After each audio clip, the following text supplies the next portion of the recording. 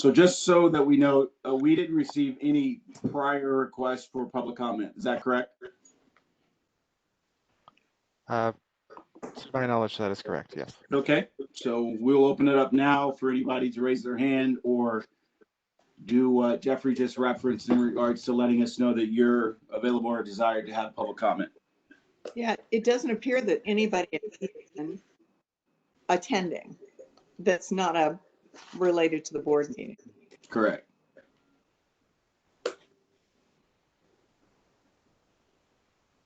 Okay, well, I don't see any hands going up. So Travis, I don't know if you want to wait another minute or two, or Well, we'll wait another 15 seconds, and then if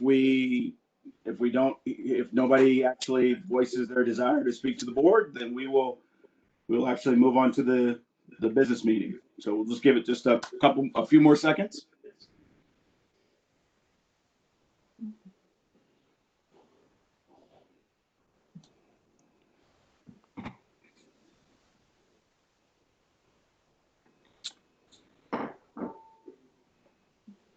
All right, at this time, we will look to close the public comment. As always, for the general public and folks that are observing the meetings, please don't hesitate to reach out to our team, our staff, the board members with any comment that you have, certainly by written format. We always enjoy hearing and listening to the public as we look to deliberate the business of TriMet.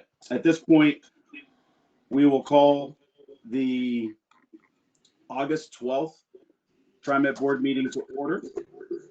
And we'll start our regular business meeting with our board reports. Our first board report is the Committee on Accessible Transit, the CAT committee, and we will have Director Bauman report out on that committee.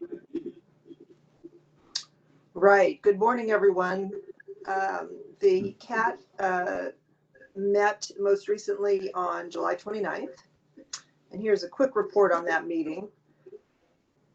Chair Jan Campbell noted that July was the 30th anniversary of the Americans with Disabilities Act. She also welcomed Barry Lundberg as a new member of the committee. The committee received a couple of reports from the staff, including a report on the status of the Division Transit Project now that we're 6 months into construction. There was a discussion about pedestrian safety features and bike lanes. The CAT members had a particular concern about the color of the tactile surfaces at the 148th Avenue station. Those surfaces, those are the raised surfaces at curbs and elsewhere on the streets. And those surfaces are white, which is consistent with TriMet standards.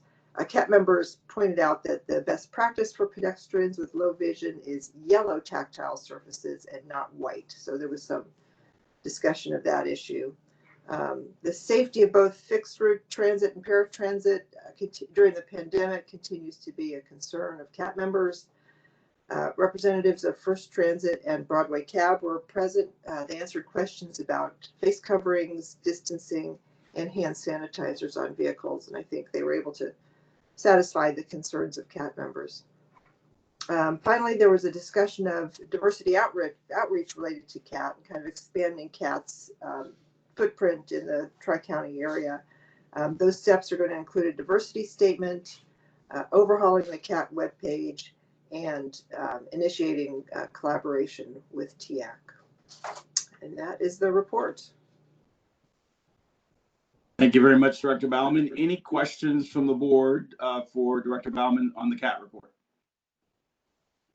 Yes, I've got a question for Director Bauman.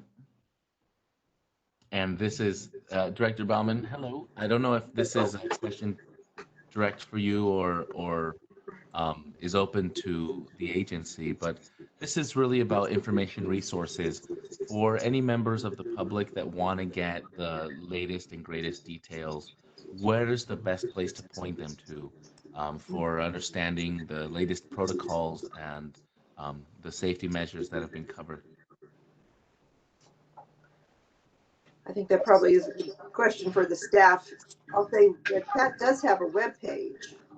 Also on our accountability website, there's reports about compliance with various ADA mandates and whatnot. But perhaps somebody from the staff could jump in and Yeah. give a better answer.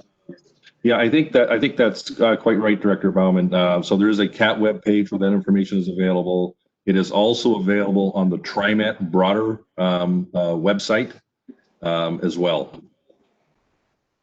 And we have all kinds of signage and such on the vehicles themselves. We're actually doing automated announcements, things of that nature around social distancing, masks, sanitizers, etc. So we're trying to hit this on multiple fronts as well, particularly with the Steel Bridge project going on right now. We have a real significant effort going on with a lot of our own staff and what we call ride guides out there right now, handing out information, sharing information, so as well as customer service. We have about 4 or 5 key touch points that we're trying to hit on this. And I noticed so much that is in multiple languages. I saw a few more than one language I saw out there. So congrats on that. And are the digital resources, online resources also available then in multiple languages at this point? I don't know, Director Gonzalez. I'll have to check on that. I'm not sure it is, but Yes. let us get back to you. Doug, this is Bernie. Yes, they're available in multiple languages. Is it on the digital? Okay. Yeah, on the website. I also want to say, Okay. if I could just jump in and say, folks have a concern about accessibility of the system, the types of issues that are within the purview of the CAT. The CAT meetings, of course, are open to the public, and they do take public testimony. And so we're very interested in hearing the experiences of riders.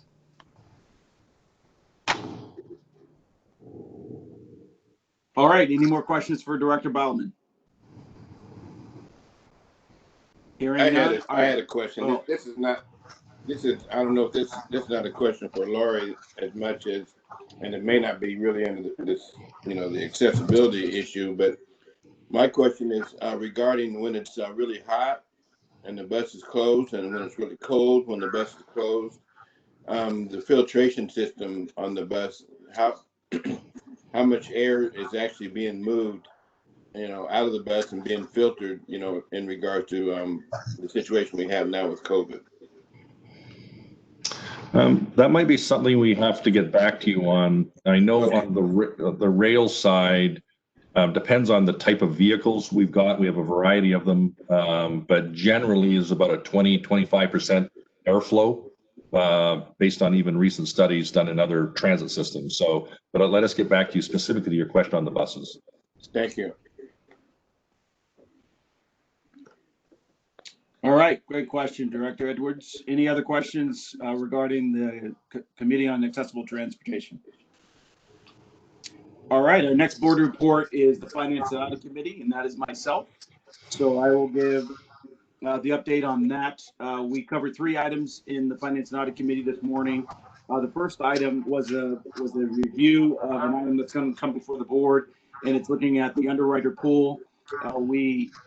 When we actually go out for bonds, we actually utilize a group of investment advisors and folks that assist us in that process. And we put together a pool of those individuals and companies and organizations that allows us to go to the market as we need to.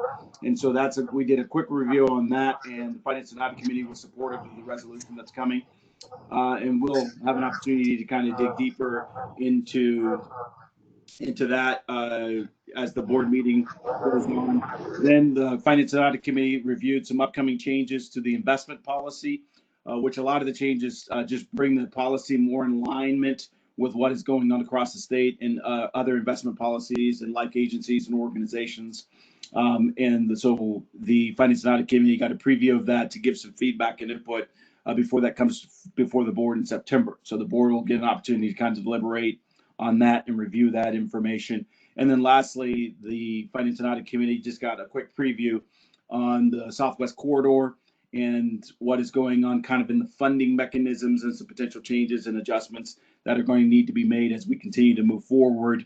Not so much of an in-depth review of financial information, just kind of some brief updates and some ideas and thoughts as we go forward. So that, of course, as you can imagine, there's a lot of things happening and a lot of movement, and it's very dynamic as we look at how we move forward with the Southwest Corridor and the potential funding mechanisms and things of that sort. So those are the three items that the Finance and Audit Committee reviewed this morning, and I am certainly open for any questions or comments or thoughts from the board.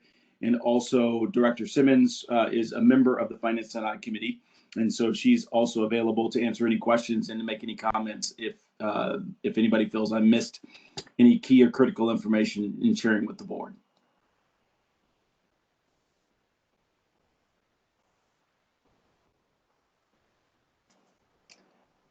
All right.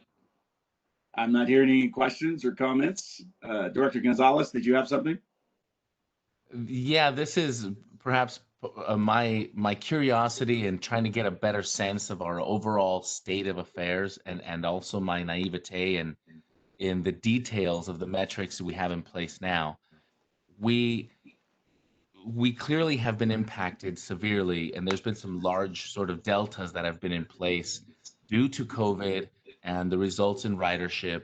And now that we've turned the corner on looking at the sort of projected impacts, how are the projected impacts faring against the actuals? Are we in a more dire or less dire position?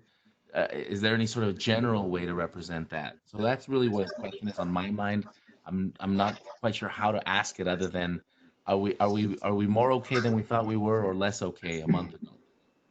So, Director Gonzalez, that's a great question. We actually didn't get an update or a highlight this morning in regards to kind of the financial position that we're in. We haven't heard, as a Finance and Audit Committee, haven't heard any adjustments based on the budget that we approved and what is going on there. But I would open it up to Dee and anybody on the staff to respond to that. If we're seeing any types of things based on what we kind of approved on the budget, are we seeing any trends, any updates that the staff could give? That would be helpful. Perhaps before Dee jumps in, it's Doug. We do have on the schedule for the next board meeting in September to be bringing not only to Finance and Audit Committee, but also to the broader board an update on exactly that our financial state and I'll call our overall program's impact state. So that is scheduled to come to the next board meeting. But I don't know if there's anything, Dee, you would like to add.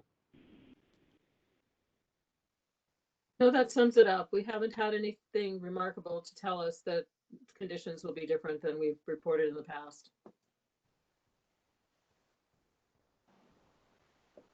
Appreciate it. Thank you. Yeah. All right. If we don't have any more questions in regards to Finance and Audit Committee, we'll move forward to the Transit Equity Advisory Committee and Director Gonzalez. Thank you very much, Director Stovall. There was a meeting last night for the Transit Equity Advisory Committee. August is not typically a month when TEAC meets, but there was a meeting last night, and in it there were a few updates provided. One on reimagining the public safety effort. There's some information that will be shared with the board on our agenda later today about that same program. So John Gardner updated TEAC last night on what we're going to hear about today, and got some advice from the community partners around it. So that was a nice opportunity to get some feedback on that, as well as some feedback from TEAC members on general community engagement and ridership feedback. So that's something that helps. That's what we have our partners there for, and there were some opportunities to provide update to members on the Steel Bridge Max Improvement Project. So there was several questions about that, and there was some clarifications around that for TEAC members. And finally, our own Title VI Program Administrator, Carl Jr., provided an overview and an update on TriMet's Title VI Civil Rights Program and efforts, and walked members through the compliant management process. So there were some questions around that. And overall, it was a good series of conversations, a bit shorter of a meeting than was traditionally, and the next meeting will be in September, the first week of September on the 8th. Any questions for Director Gonzalez for the TAC Transit Equity Advisory Committee?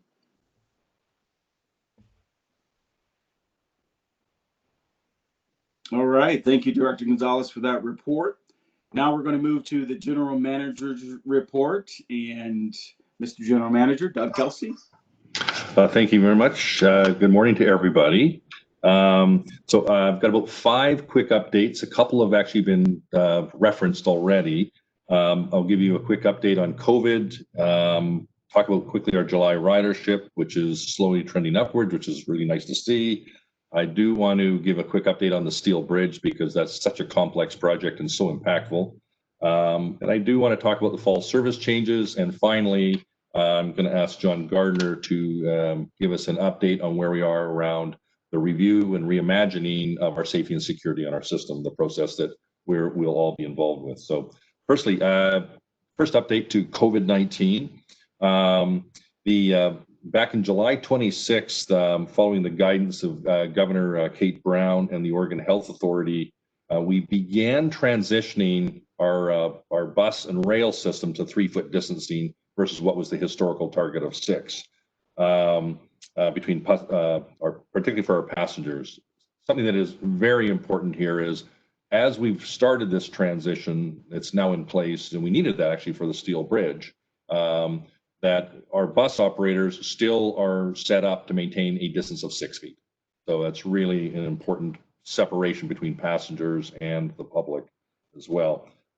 We did delay the implementation. The governor's order was actually back mid-May. I think it was May 15th specifically, to move to 3 feet in coordination with the Oregon Health Authority. We held off specifically until just about a week or so ago. And that was the reason, because we needed to get our cleaners, our notifications, our signage in place, did not want to race ahead and go to 3 feet without the other precautions and pretty critical cleaning standards in place first. But we now are in place. We've got about 124 cleaning positions now that have been hired. As you are well aware, we have sanitizers on our buses and trains, as well as masks. And in fact, I think we've given out somewhere about 1.8 million masks so far since we started this. And we were probably, if not the first, one of the very first in North America to actually do this on the vehicles themselves, to really double down on the standards that, for everyone's protection and benefit.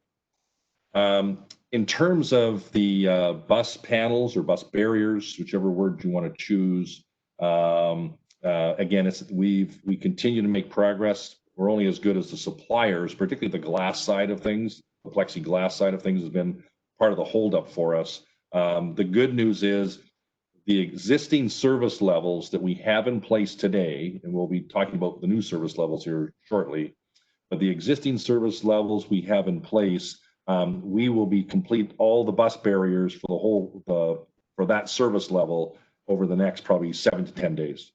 So that's very encouraging. And we also have had an uptick, frankly, in some assaults on some of our operators. And we are, because of trying to enforce masks, so we've taken a more inform and try and influence and pointing people to the mask. We actually supply them on the vehicles, but we really do not want to cross the line of having our operators put in any period of confrontation. So you may have even seen articles in the media and such like that, where there's be really hard on the enforcement of masks. We do not want to go there at the jeopardy of the safety of our employees as well. So what we're doing as we move with our bus barriers, we are tracking if there's any particularly aggressiveness to operators and any patterns that come with that. We really are allocating our buses with bus panels or bus barriers to those lines, just to make sure that it's a supplemental protection for them as well. So just to let everybody know that as we move through this, I think Dr. Simmons, you had a question, I think. I do. You know, what's so interesting about this is that you can't even get into the grocery stores unless you have a mask. I mean, they have people at the door handing out masks, they won't let you in. It doesn't seem to be an issue within other establishments. It's just amazing to me that people are making it a big issue in terms of riding transit. Since, I mean, can you help me to understand why it's so different for transit than it is for all of the other business establishments? I mean, maybe it's a rhetorical question, but it's unfortunate that it is creating hostility towards staff. Yeah, it's a delicate balance, and when I used to be in the private sector, in the retailing side, for example, that's private property. They can enforce it in any way they deem necessary on their property. We are also, unlike retail, we are an essential service, and so part of that is we want to make sure we're accommodating everyone. What I can say is, and this is anecdotal on my end, a number of us on the leadership side have all been out doing ride guide work with the Steel Bridge, and it is the vast majority I'm going to call it the mid high 90% are all wearing masks.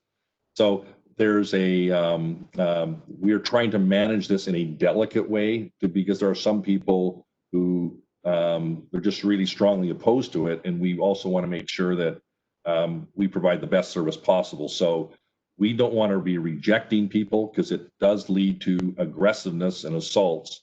It has in a few cases, and so that's just a line way too far.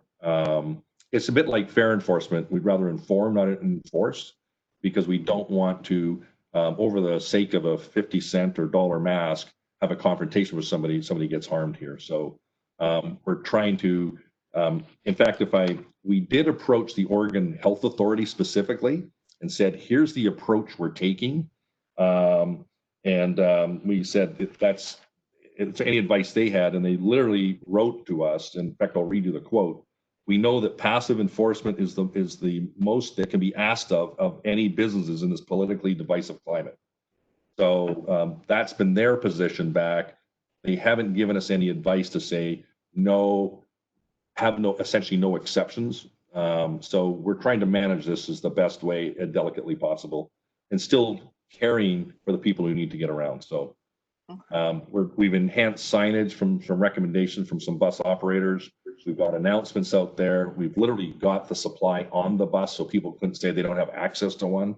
So we're trying to remove the objections to the degree possible. But I think we're very much at the exception side.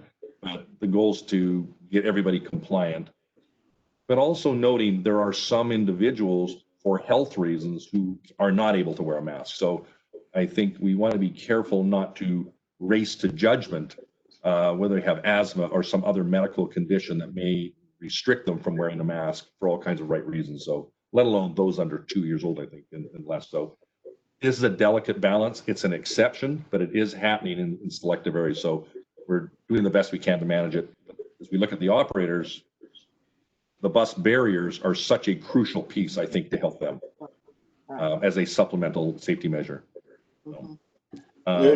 If I may, Doug, there's another concern as well, because I'm sure we have passengers that are riding the buses and the light rail, and they're going to look and say, that person can't get on here because they're jeopardizing my health and my safety. Right. And that's got to be a concern as well, because that can certainly lead to, physical altercation as well. That's an excellent point, Director Edwards. In fact, we have seen the odd example of that occur. So that is something that this environment that nobody wants, we're trying to do the best we can, and our operators do an amazing job. They really do manage in this delicate balance for themselves personally, but also within our customers as well. And our operators, we do have the ability, if something, they do have technology available to ask for assistance should something escalate to a level that is uncomfortable, frankly. So they do have some resources available to them on response side, but they should be careful not to take it on solely themselves, because it could lead to unintended consequences. So excellent point. Excellent point. Thank you. Yeah, no, thank you.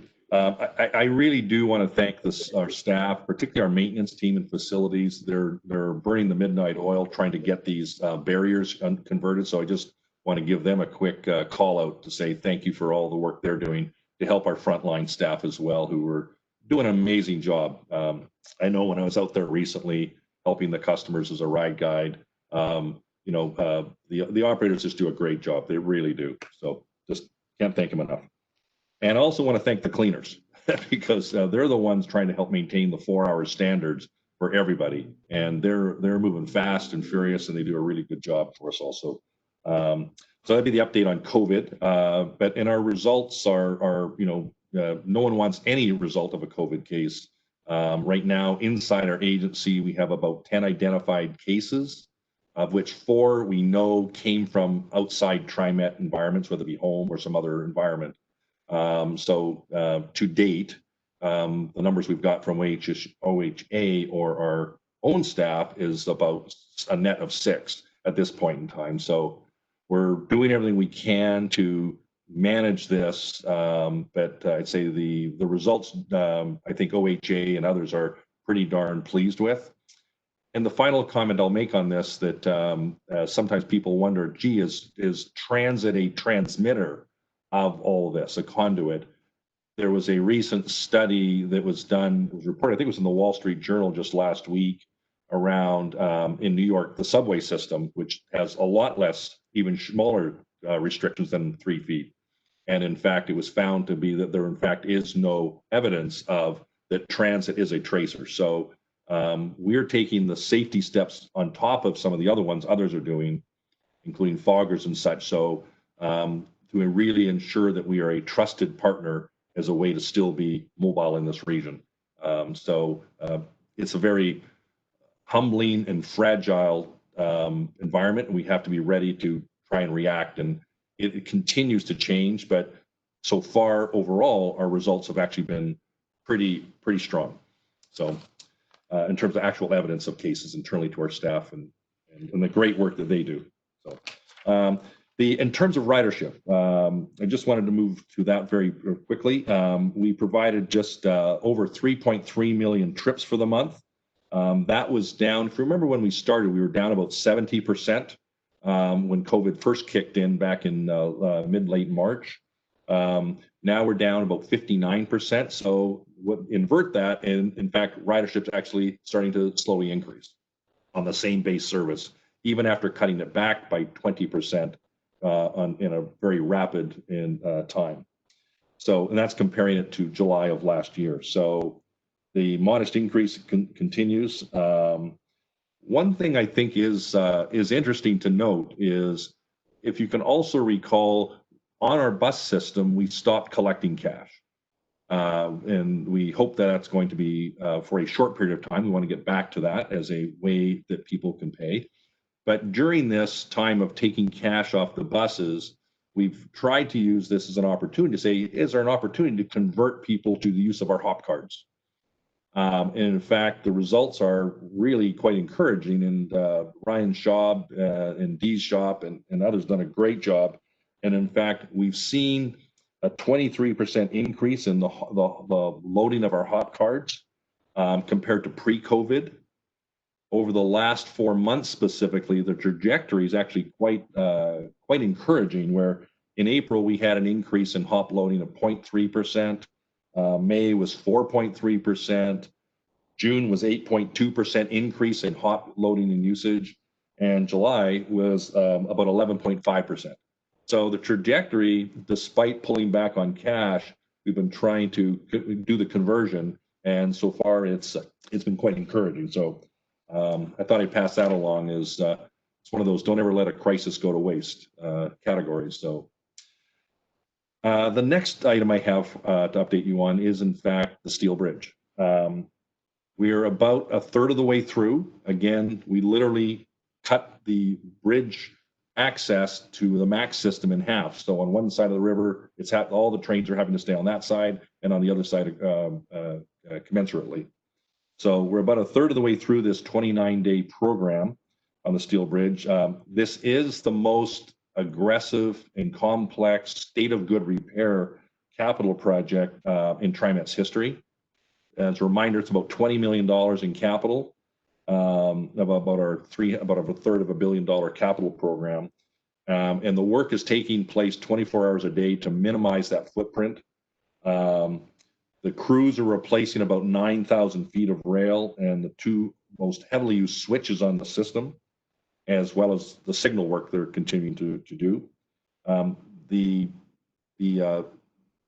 teammanship is just really impressive. So it's just a great example of plan your work and then work your plan. And the team has been working on this in the back room for well over 2 years, actually 3 years now I think of it. So as a tribute to all of our engineering and maintenance and planning and transportation, our customer service staff, to Sam DeSue, to Steve Witter, everybody has a role in this. And he says this fragilely because things can change in a heartbeat. It's been an extremely impressive result so far. We are on budget. We are on timeline target right now. So things are looking quite good so far. And I encourage you, by the way, if anyone wants to get out and become a ride guide, please let me know. Happy to sign people up because we're still looking for chips. So he says that with shameless pride. Fall service changes. One of the key parts of as we plan all our capital projects, August 29th is the targeted finish date. That's important because on August 31st, we now kick back into, we're going to start increasing service to see in this challenging economic time if we can provide, and this is part of our plan, we're moving from 80% reduced service to 90%, back up to a 90% service level. There's about 20 bus routes we're going to increase on August the 31st. So that's the importance of the Steel Bridge project being complete. And right after we kick in, then ODOT's got a very large project coming their way as well. So we're coordinating with all our regional partners, and we are hitting our mark, and it's important we continue to do so. But we will see bring our service coming back, as I said, the 90% level, which is prior to the pandemic. The exception of this is on West. We're still going to maintain where West service frequency levels are right now, which is about a 30+% reduction in frequency and service, but demand has been typically lower on that service generally. Bringing the service back, the priority will be to routes experiencing overcrowding and also areas where we may in fact have any social distancing pressures. So we're monitoring this quite closely and we'll be making adaptations accordingly. And part of these improvements also, we also reviewed them and vetted them through an equity lens framework to make sure we mitigate any potential adverse impacts of low-income riders or communities of color. And that was part of the base when we reduced down to the 80% level, but that's also going to be part of the factoring in as we start to increase. The goal, we'll have to monitor this to find out what demand really looks like out here, and based on our operating and financial capacities and assumptions, we'll monitor it from there accordingly. The goal is to get back to 100 at some point, but we'll have to see what the net, how people vote with their feet, if you will, in terms of demand going forward. One other point I will, just a small item I will make, and Bruce was aware I was going to make this, is Bruce and I were approached, this will be included as part of our service adjustments, by the leadership of the Bybee Lakes Hope Center. That's out at the Wapato Jail. And we did a tour out there, and if you haven't been out there to see that facility, it is just nothing short of amazing. And we're excited, hopefully, that to help serve unsheltered individuals, and that program really takes root and works. We are on our line 11. It won't cost us any more service hours, but at the same time, on August 31st, we're making these other service changes from 80 to 90%. We are going to make a bit of a route deviation to get closer to the Wapato Jail off of the typical line 11. So it's not going to cost any more money. It's just a slight deviation to hopefully bridge access to the Wapato Jail and the unsheltered to be. And so it's part of the partnership we're trying to test with them, in addition to some other programs behind the scenes we're starting with in terms of training, and we're going to be working with them to actually go into the Wapato facility once they're up and running, and actually use it to help convert and educate people on the use of the TriMet system. So these are just the start of some programs of strands of what I hope is a really exciting new relationship of helping convert people who've had challenges in life that can make it back into society and be really successful. So we want to be part of that. And the deviation of line 11 will be a small example of that. So I think they're pretty excited, and we are too. So just wanted to be let people know that that will be an adjustment within the broader expansion back to 90%. Mr. General Manager, if I could, yes. I just had a question regarding the ODOT work that's coming up in September. Have we anticipated any disruption or any problems that may occur with our service, and have we made any plans to try to minimize that impact? Yeah, I don't know the specific plans on it. I think there are some mitigations. We are working with ODOT on it. I can get back to you with those actually details if you like, Director Edwards. Yes, please. Thank you. Okay, will do. The last item I had was, and I think was referenced by Director Gonzalez from TIAC, was the whole topic of reviewing and reimagining our public safety and security, and what's TriMet's role in this region with the really vital service that we provide. So we pledged that we'd reimagine public safety on our transit system. There's a significant amount of work being done and led by John Gardner, who's going to walk you through, and have asked him to give an update on the key elements of where we are and what's to come. But I really do want to thank John for the work being done today, and the whole team, frankly, behind the scenes, his team and others, because we are well underway. And John, I'm just going to turn it over to you, and we're happy to answer any questions you may have after the presentation. Thanks, Doug. And I think there's a slideshow we're going to show that I can walk you up through. Good morning, directors. Happy to provide an update this morning. I had the opportunity to begin my day as a ride guide this morning as well, so I encourage you all to take a shift. It's pretty cool what they are doing. So first we have, excuse me, is a snapshot of the webpage we just launched this morning that is going to serve as sort of a portal to keep our community and partners updated on our efforts to reimagine public safety and security on the system. So this effort was by Scott Nance and Dave Whipple and a lot of folks from Creative Services. And this is what we're going to be using as sort of the core location for the upcoming survey, but also a lot of the products you heard about in the past as we sort of run through this and develop them. Moving to the next image, which there you go. Just a reminder about the plan of this effort. Essentially, there's three main components. There's the outreach component, which is this community-wide effort to gather feedback from dozens, if not hundreds, of different organizational partners, system partners, community-based organizations, communities of color, and others to really help inform our thinking around what may be possible and what considerations we need to include as we sort of think through new strategies that are community informed. But as part of that effort, we're also doing some extensive research, both of our own incidences and things that occur in the system related to safety and code violations and whatnot, but also in promising practices for public safety and community engagement that might be occurring across the country.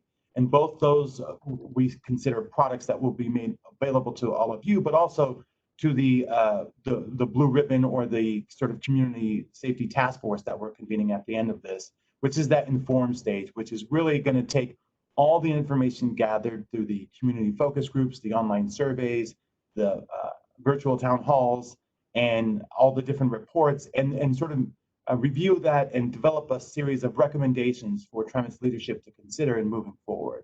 The next slide. So where that puts us on our timeline is we're in a good spot.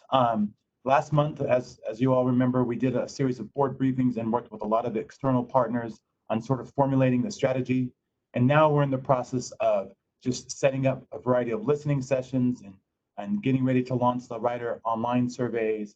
And then ourselves as TriMet staff will be holding virtual town halls in addition to all the convening that's happening across the region. And we are also launching all the research efforts and have secured contractors to that end. All of that engagement will continue through September.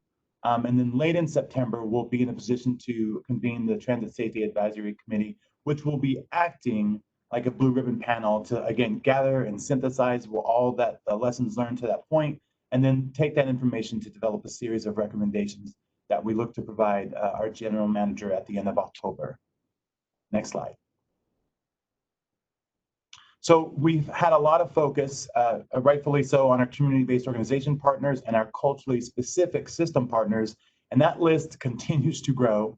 And even last night, we got additional names from TIAC, Coon and All Hands Raised and Friendly House poured together, the Q Center. And so it's becoming incredibly robust. And this list here represents organizations that we've already reached out to or we're in the process of reaching out to see how they want to be involved, recognizing that capacity is mixed across the system. Some organizations might not actually be back providing direct services.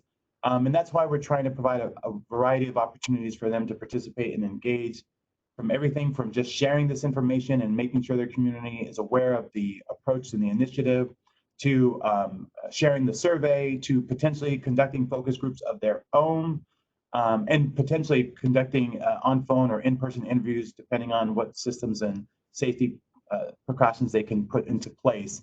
So we're trying to partner with folks to the extent that it makes sense, or they're available to partner and willing to take any sort of help to spread the word and spread access to the extent possible that's out there. So we're pretty excited about that.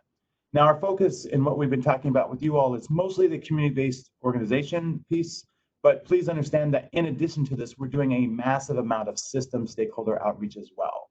So we're reaching out to the community colleges, to the schools, to the employment services division, to WorkSource, to other governmental partners with human service systems, to housing, home forward and housing partners, to make sure that as many people as possible can sort of engage in this conversation and participate and give us their feedback. So when it's all said and done, we have a robust pool of ideas and thoughts and perspectives that we'll be able to share with you all and the committee in terms of informing their thoughts moving forward. And also, just one of the things we've learned over the last few months is, and that we're asking is, how do we best continue to engage you all in these kinds of conversations? So we'll be, hopefully expanding the group of folks who get updates about TriMet services and initiatives moving forward as well. And it'll be incredibly representative of the region we serve, much like the Writers Club is today.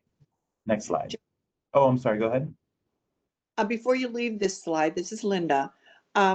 Where an organization has an acronym, but it actually has a name, could you actually spell out what that organization is? Yes. What its full name is? And also, it appears as though one organization is on here twice. Only one? African House, and then in parentheses, it's IRCO, and then Right. IRCO is in the second column as well. Yep. So that's IRCO, and IRCO is one of the region's largest immigrant and refugee community organizations.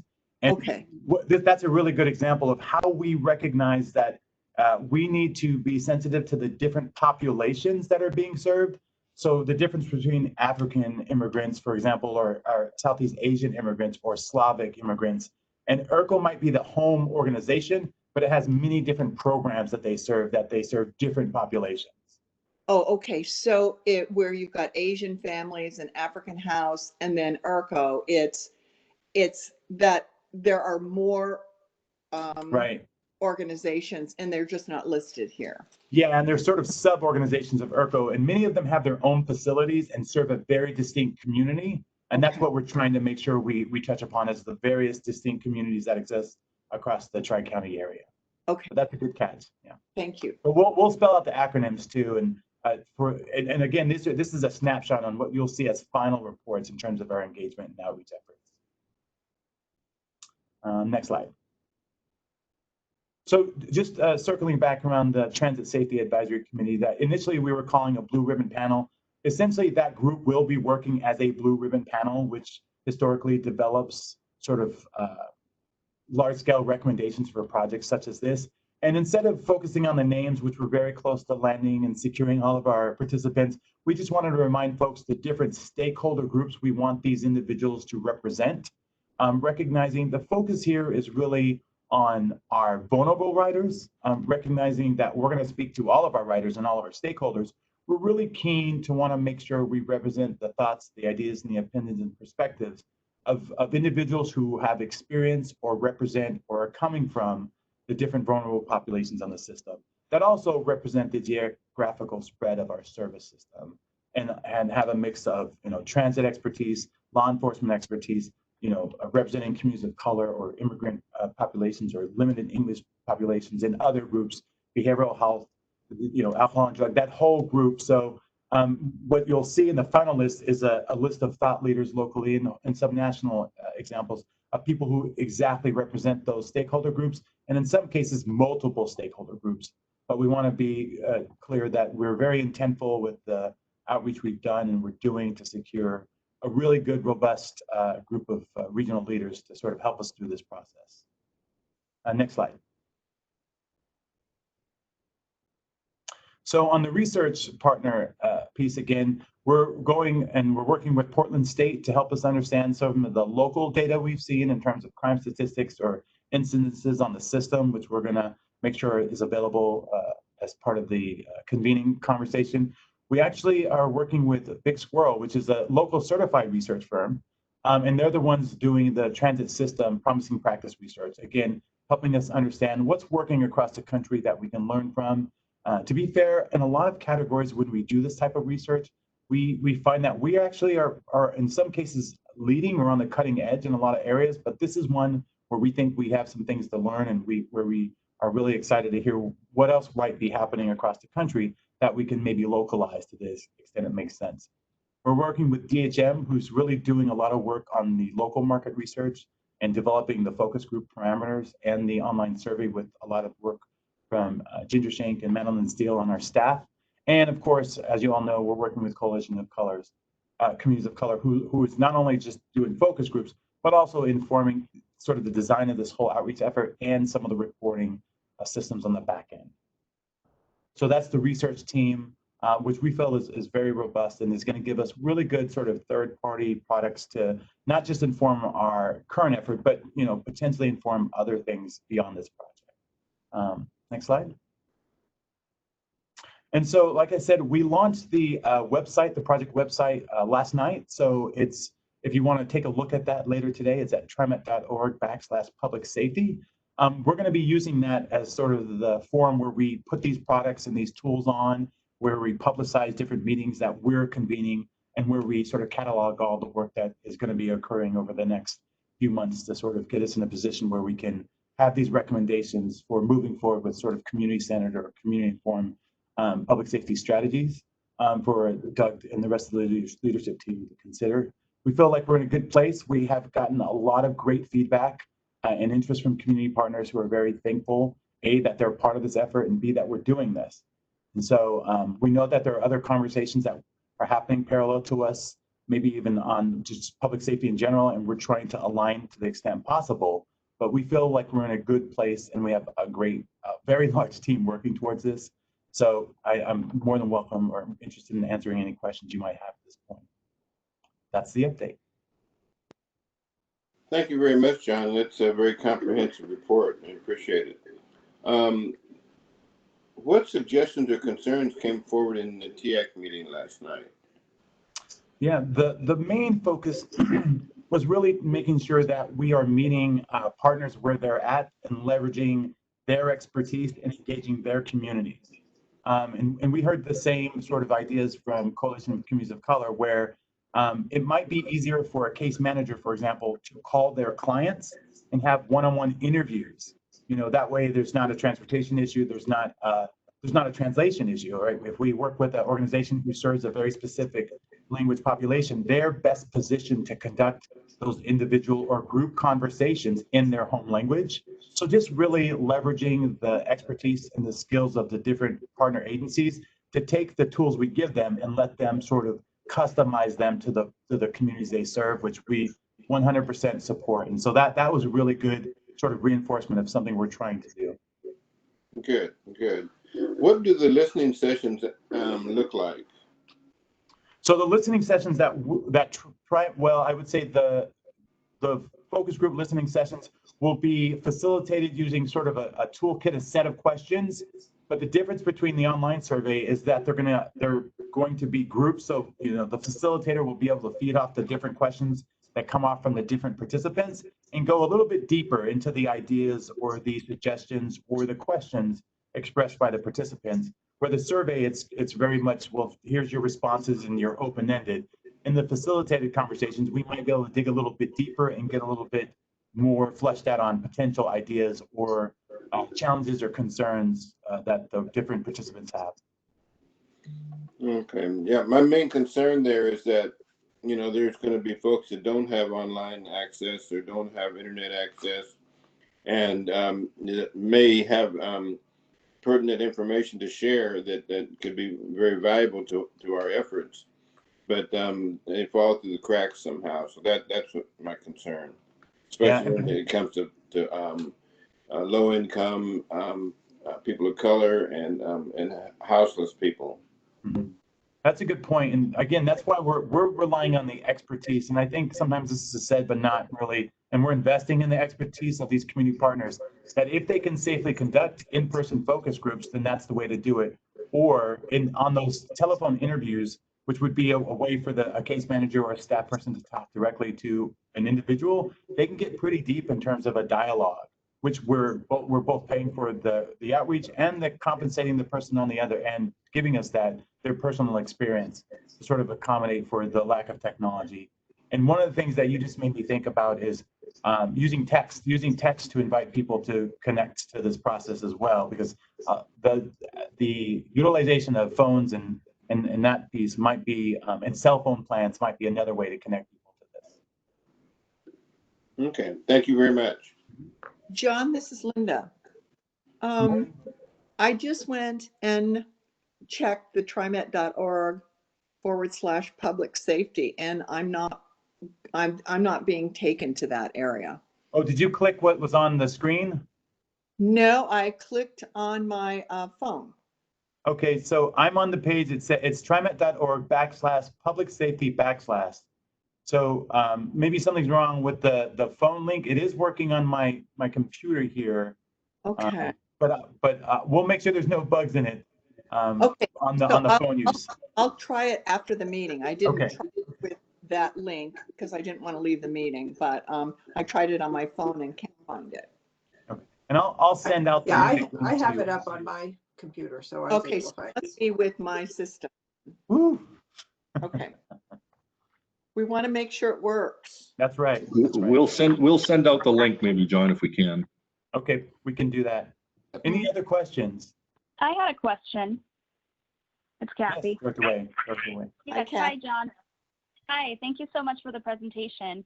I was wondering if you can talk to us a little bit about this big squirrel. I've never heard of them, but they're sort of an interesting name. They sound like a branding or research firm, and I just went on their website, just googled bigsquirrel.com, and when I looked at their clients, it looked like they worked with a lot of private entities, PepsiCo, Nike, lots of really big companies, Columbia Sportswear, Samsung. So I'm just curious as to how we got to landing with this particular firm for this project. I'm a little concerned just because I don't see public entities, and I don't know if they specialize in transit. So can you just explain a little bit as to why we're using them and what's the rationale? Yeah, and that's a good question. So Carl Green, who was referenced earlier, TriMet's Title VI and Civil Rights Program administrator, is leading our external research efforts. So he got a various, I want to say he put out sort of the specs for the bid, and I think he got between 3 and 5 bids because the project's from a procurement standpoint, we can do that, an invitation to bid. They bid, and so they put a proposal in. And when we looked across what they were offering compared to the other bids, not only was their price competitive, but the fact that they were a certified firm and knew the local market was really compelling. One of the things I have not talked about that in addition to what we're Portland State and Big Squirrel, we also are using some of our own research staff who sort of supplement who have really good partnerships across the industry and who have shown and developed compare and contrast matrices for you all before to also pull data. So we don't see a risk in bringing on a local firm. If anything, this is about building capacity, especially in a minority women-owned business that we could potentially use in the future. So any potential concerns about transit expertise, we're supplementing with our own tools, but we're really excited to sort of use a different partner in something like this. But they had a good proposal, and the cost model was within range, so it made sense to buy local and buy diverse, and then just make sure we put the parameters on with our own expertise. So, but that's a good call out, and we'll be sure to make sure that the product we have, which you'll all see, meets everyone's expectations. Thank you. Yeah, no, again, I'm on their website, so I saw the 503 number, and I was like, okay, yay, they're based here, hopefully in the Portland metro area, and was just looking at their team, and definitely, appear to be, women leading that team, which is really great to, as you said, help with our DBE efforts. But I wasn't really seeing anything around, their values or their statements towards racial justice or, equity. And maybe I'm just, skimming it, so I may have missed some pieces. But I think that for this particular undertaking that we're doing, right, we've never really have done this before as an agency. I think I would have liked to see, I think, something perhaps in their proposal or just on their website saying, here's our statement, right, around how we work with agencies that are serving, diverse or underserved communities or, vulnerable populations. Just something to that effect, I think, would be really important, especially in this conversation as we are really trying to be mindful, I think, of who, right, is sometimes harmed by actions of transit police or other folks that are supposed to be providing safety. So I just think that, having that extra layer or that lens of like, we understand social justice, right? We understand some of the racial inequities, and, we have these skills or these experiences to offer to TriMet. Seeing that, I think, would be important. So I don't know if moving forward, if we can get, if the board, and I'm just speaking for myself, but if, I can get a little bit of a better understanding of where their equity analysis, I think it would be important. Right, that's a really good point. I do want to clarify, their focus is on practices on transit agencies, and it's not specific to social justice. It's really specific to public safety and equity, right? Because I think, yeah, they overlap, but social justice movements by transit agencies would be a little bit different and more broad than I think the public safety component. It would be an element of that. But we can look at potentially doing something parallel or separate from that, because I think that might be a broader conversation. That said, I think they came onto this. I think you're right. Their public agency was Oregon State University, I think was their experience. I think the site you're looking at is their private sector facing site, which is mostly what they've done, to your point. And I think what's happening and what we'll see more is more private sector companies looking to do work in partnership with public sector entities, right? Yes. And so I think, we were just responsive to that. I wouldn't see, by not seeing their social mission, to assume they don't have that, but that will inform some of the conversations we have with them going forward. But I do want to make sure people understand what we're focusing on with this research is the practices related to safety, community engagement, and equity that these other transit properties have, which will speak to some social justice policies, but is not exactly the same thing as civil rights and the Title VI and those kind of programs, right? And to be fair, when we've looked at that in the past, we have a lot of things we're doing already related to social justice and fair equity that a lot of people borrow from our agency, but we can make sure that's a point that we could call that out in their research specifically for this project. That's a good point. I think Director Gonzalez, you had a point. Sorry. Yes, I couldn't find the raise hand button, so I appreciate you following the visual cues, Manager Kelsey. I wanted to echo Director White's sentiments on some of this and just kind of really double down on the message, both to the public that's out there that is already a vendor to TriMet or who wants to be a vendor, as well as to the procurement folks within TriMet. We do get the opportunity as a board to vote on certain procurement decisions when they reach a certain threshold, obviously. There's so many others that are made, such as this example here, that don't pass through our desk. Nevertheless, I know that TriMet has procurement standards that look at the diversity and equity and community benefit side of the equation when making the decisions, whether it's coming to the board or not. So that's important to just acknowledge.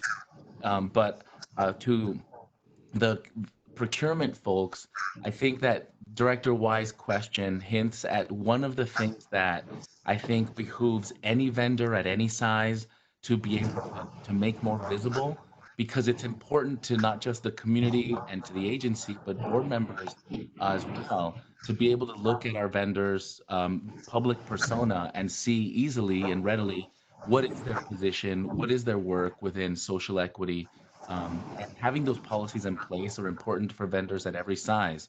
Now, Big Squirrel happens to be one of those great examples of a minority-owned business who is working to bridge, as John mentioned, um, with the public agencies, and they're doing some great work locally in that area. As a Pacific Asian Islander owned company, they do have a lot of great work. None of it shows up on their website currently, but that's something that I think if our procurement teams can make those messages clearer to our vending community, our vendor community, and to those that are listening in the public, these are the things that really make it a better, a more transparent sort of relationship with the certified firms that we're really trying to do more business with. And this is a good example. It just doesn't show up right now on the surface. Great comments. Thank you. I think Dee's here, so she's got procurement under her umbrella. So I think she's taken some pretty good notes here. So great comments. Thank you. Any other comments, folks? If not, yeah, I have just a few quick comments, Director Stovall. So basically, John Gardner, thank you for all the work here. Your team, Carl, all the procurement that it takes to get some of this stuff done and done so quickly. Now, one of the requests that we've had as a board was that we respond, as quickly as possible to ensure that we can move forward in this moment to make the needed changes that we need to make. And I'm supportive of the process as we've laid out to be able to move forward.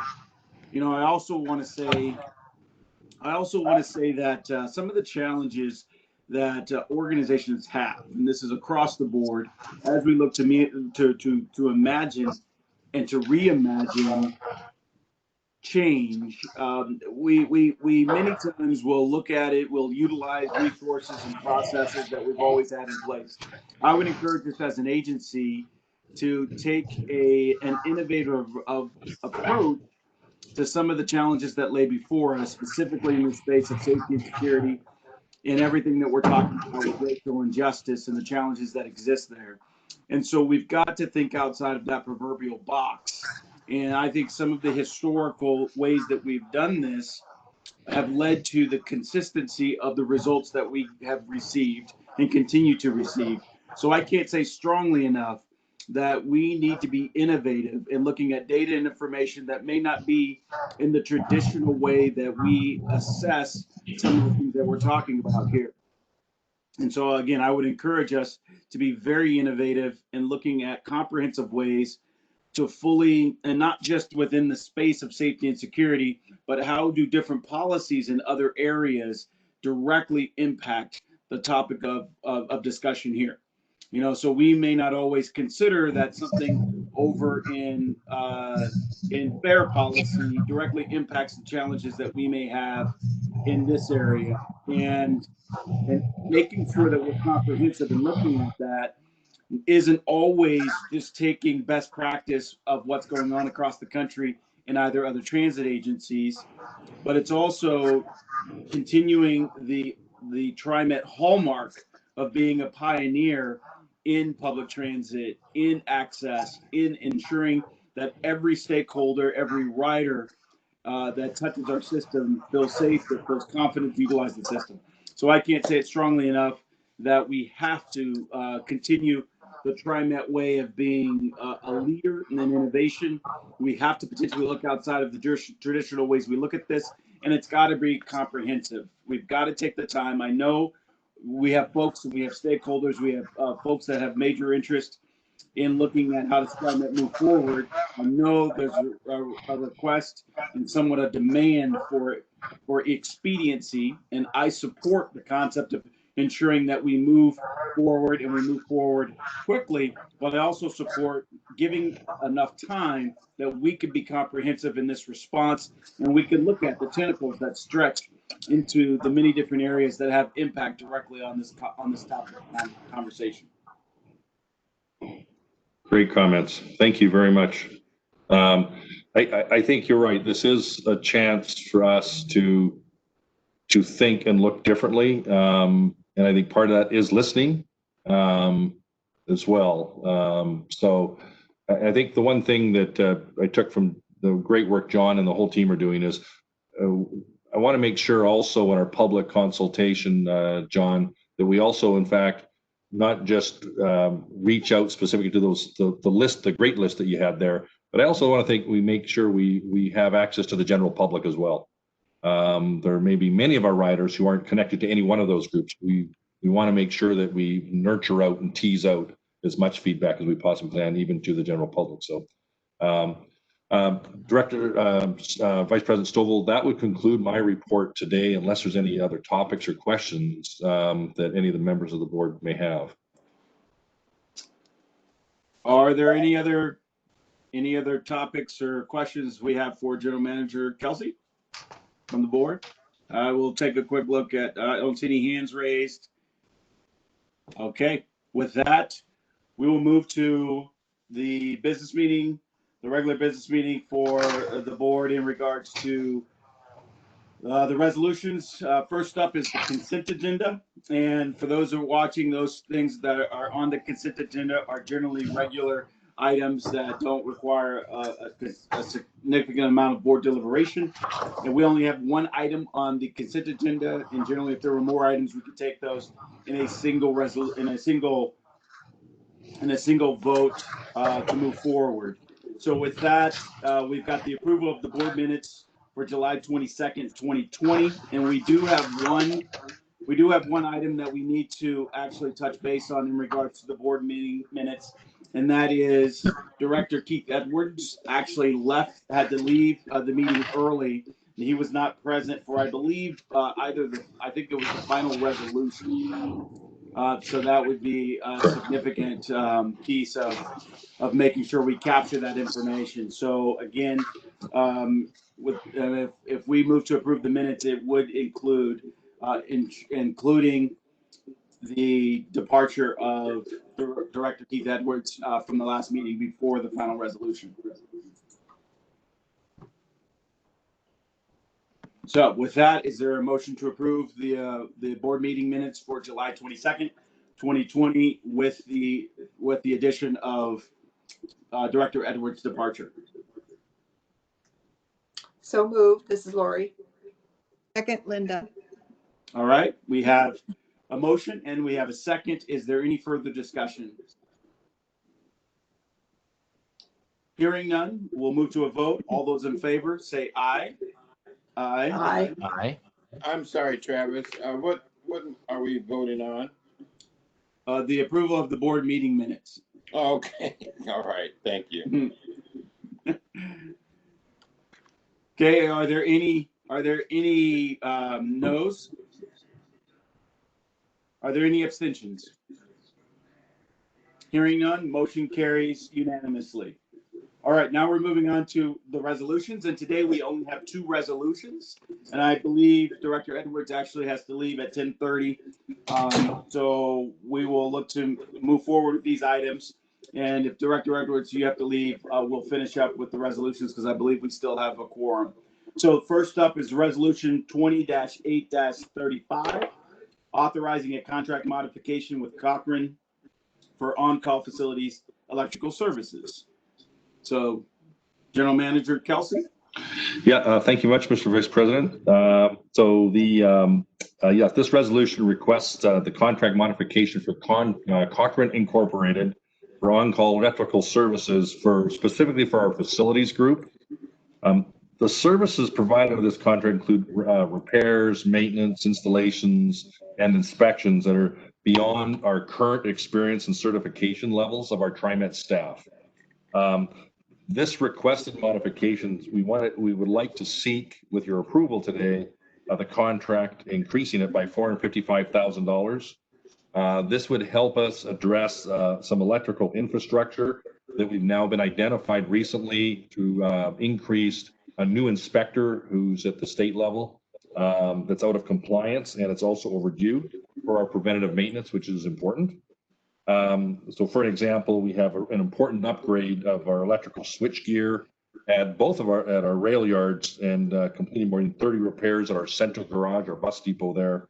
They were identified during a state electrical inspection recently. The types of repairs and others, they'll help us ensure the safety of our staff and customers and to make sure that TriMet meets the state of good repair requirements. This is an example that we'll see with sometimes a new inspector identifies things that hadn't been identified before. So I think this is an example of some of that work that's coming at us. And there's parts that we may not even know yet as more and more inspections occur. So I'm just setting the stage. This is what we know today, but there may be things down the road that we have not anticipated. So Cochrane specifically, they're a certified women-owned business. Their workforce is 11% women and 50% minority.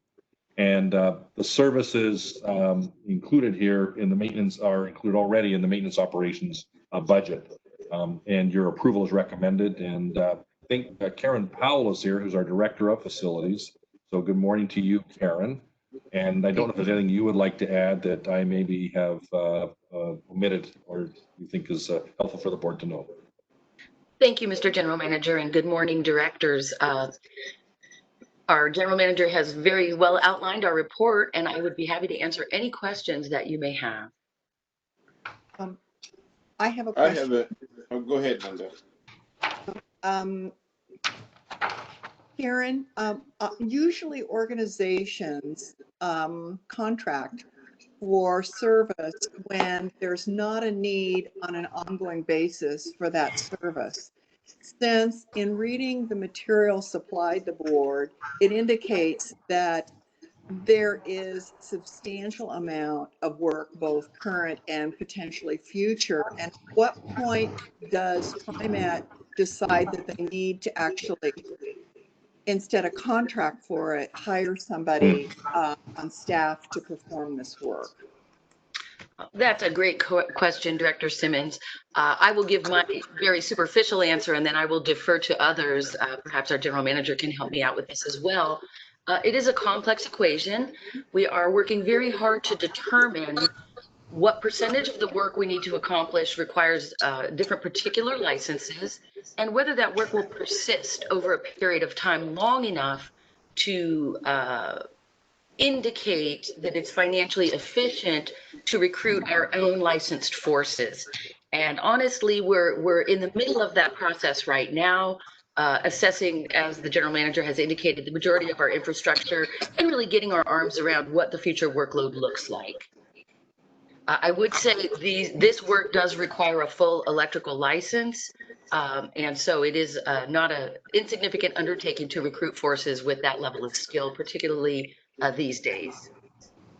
Thank you. I think what I might add to this, if I may, is I think this is looking specifically in front of you at the facility side of things right now. We also have a lot of internal electrical expertise already on staff, particularly on the rail car side, some of the bus side of things. So this one's really focused on the facility side.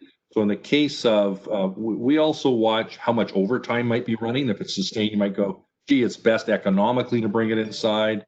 There's another consideration we look at things like, is this unique expertise that is best to reside over a long period of time, that's best to reside in-house? So we balance the economics as well as the unique technical side of having, as opposed to always paying the highest hired gun rate out there. Sometimes it's better just to bring it in-house. So we balance, and this is an example of a couple things we balance.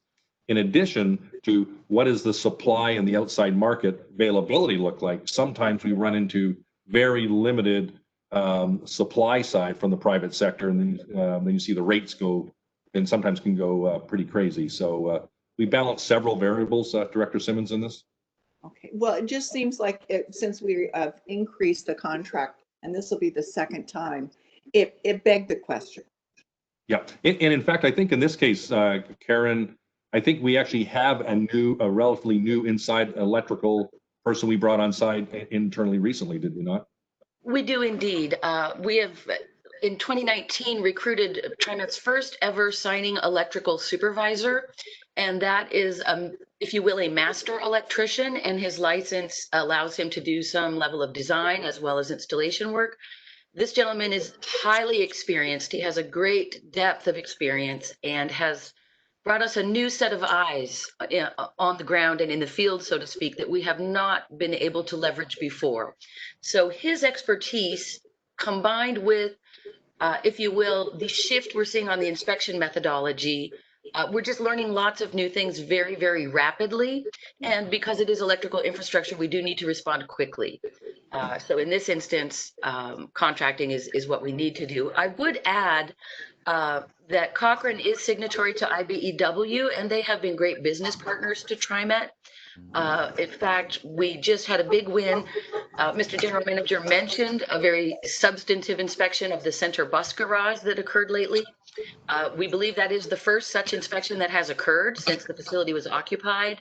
The new inspector entered into his new position, realized in his records review that there had not been an inspection on record, and he cited about 30 issues. And each of those issues could be a project in and of itself.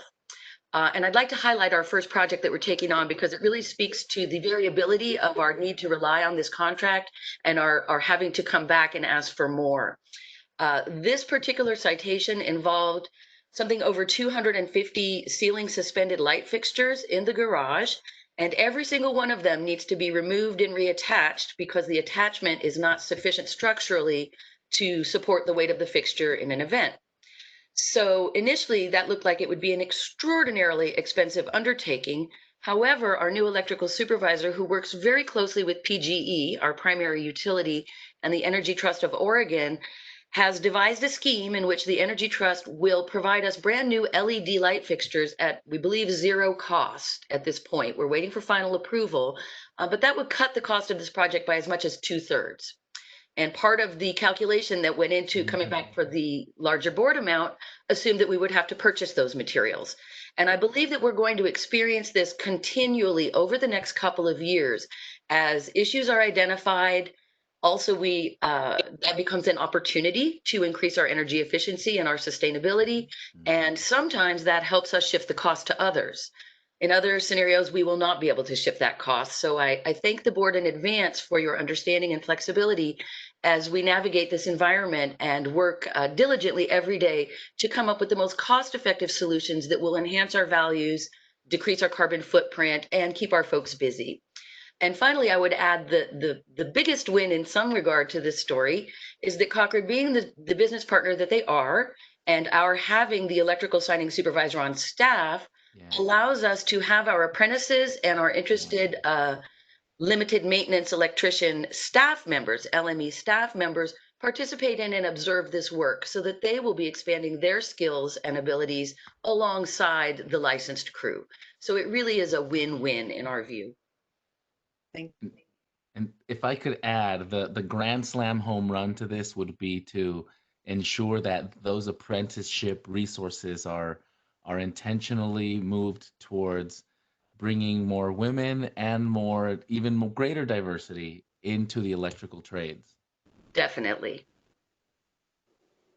I had a question as well, and I think Linda voiced a large part of it, because I see a 75% increase over 4 years in the cost that was initially agreed to by the board. And I guess my question, has the scope increased? And I think you answered that pretty much as well, Karen, saying that this is going to be ongoing, and the scope may not increase, but just because of the technology and the maintenance that is required, that we may be looking at coming back here in a year and having another increase. Am I correct in that assumption? It is possible, Director Edwards. Despite our efforts to mitigate and seek supplemental funding sources and shift cost in the ways I described with the Energy Trust, it is possible that we will discover significant new issues as we continue this exploratory work. Thank you.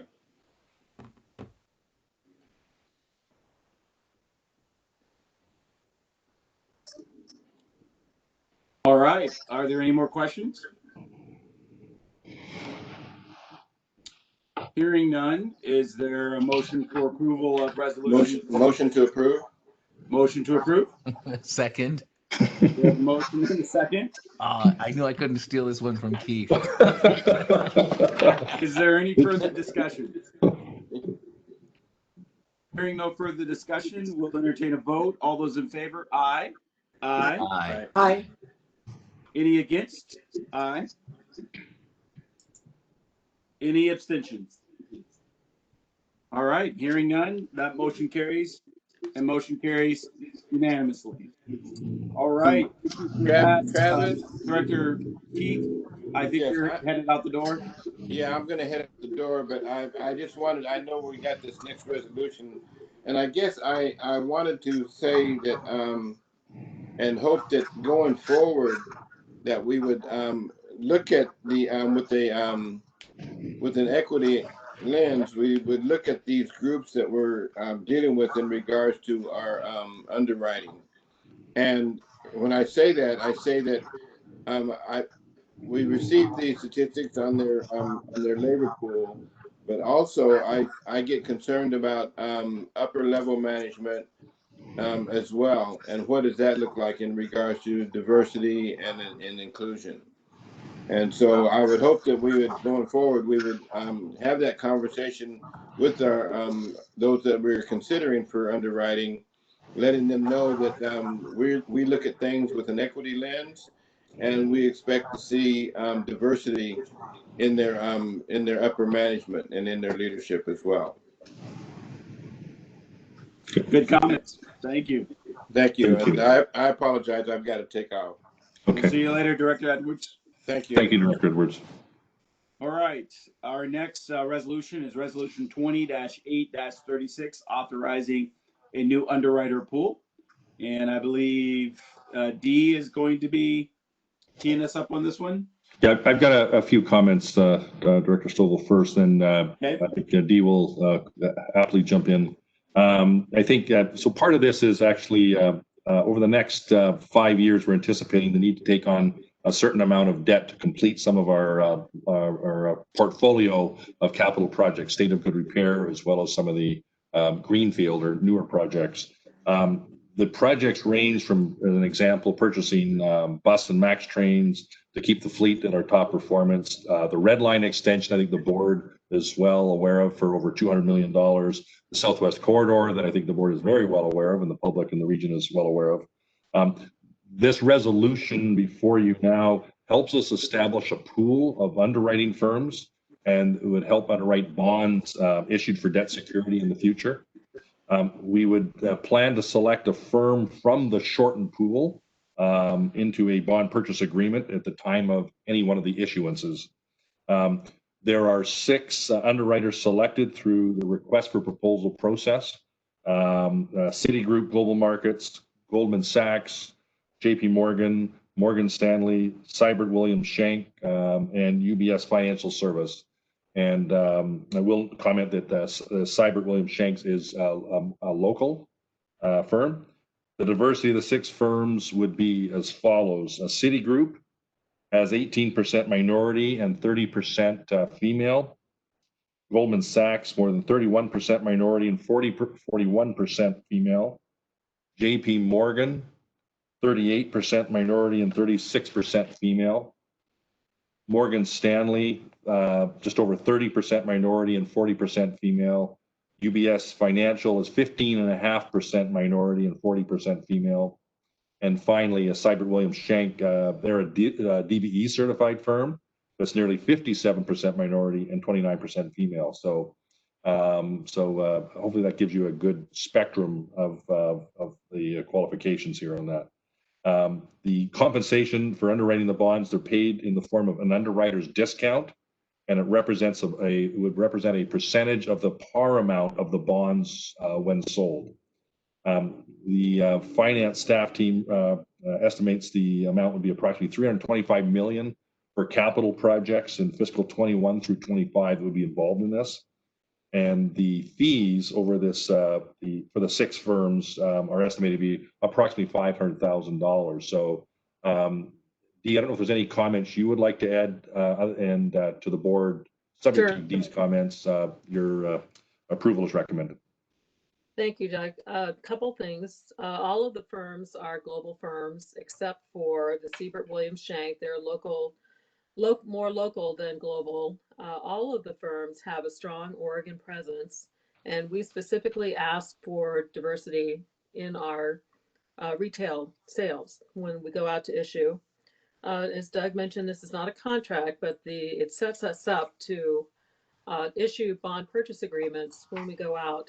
And just a little bit more information about how we do that is that when we decide that we are going to go for a new money issue, and the board authorized us to go up to $200 million in fiscal year 21, and that is in the budget, we would seek proposals from anyone in the underwriter pool, from each of them, and then select from among those who the senior manager will be, as well as a co-manager, potentially 2 co-managers, to manage the issue depending upon the size of it. We're going from 4 to 6, just expanding the pool a little bit. New to the pool will be the Goldman Sachs firm and UBS Financial Services. Happy to answer any questions if you have any. All right, any board members have questions in regards to this?